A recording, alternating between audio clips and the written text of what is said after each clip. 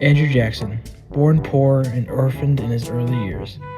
Jackson rose from a rough frontier all the way to the White House.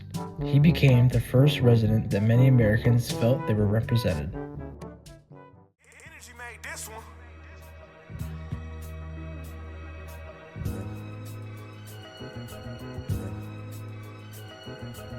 Andrew Jackson was liked by everyday Americans because his life reflected their struggles. He grew up poor, he had very little education, no wealthy elite family members, and was an orphan through his early years of life. This made him relatable to many of the citizens.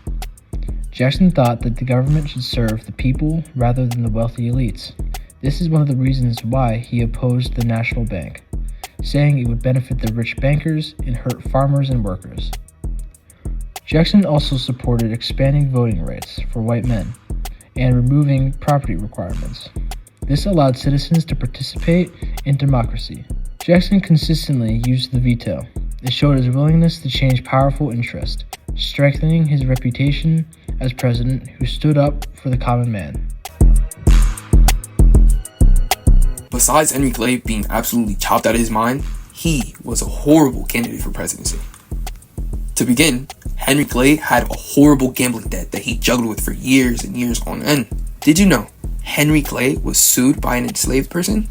Her name was Charlotte Dumfoy, a woman enslaved by Clay, and she sued him for her freedom and that of her children in the year 1829. This really highlighted a direct legal challenge to his ownership and the moral ambiguity of his position. And that just so happens to be so entirely hypocritical, stating the fact that he had slaves while speaking about it being so wrong and entirely immoral when he had whole families enslaved. Now I will ask this, does that really sound like somebody we want as our president, let alone within our government working as Secretary of the State? Because that does not sound so good to me. There is no reason at all on why people shouldn't vote for Andrew Jackson. The time has come for America to choose a president who understands the majority of people. Born in hardship and forged in battle, he is not a candidate of privilege. This man is Andrew Jackson. Why should you vote for Jackson, you may ask? Jackson stands for the common man.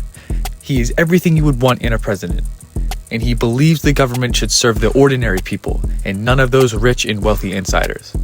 He will pave the way for America. Jackson supports broader voting terms for white male citizens. He believes every man's voice deserves to be heard, and that's the way it should be. Not to mention, with Jackson's courageous efforts, he can shatter society and totally destroy corruption, something past presidents were unable to achieve. He strongly opposes the Second Bank of the United States, and this bank is an institution that provides unelected bankers control over the nation's profit. The fact that Jackson is even dealing with this is another reason why you should vote for him. He is greatly aware that this bank favors the wealthy and that it hurts farmers and laborers. Jackson will revert economic power to the people of America to where it should be. This man is a proven leader, a war hero, and a trustworthy candidate. He led American forces to victory at the Battle of New Orleans, and he has already defended our nation against foreign threats. He has clearly proven that he can fight for us and for America. Vote for Andrew Jackson.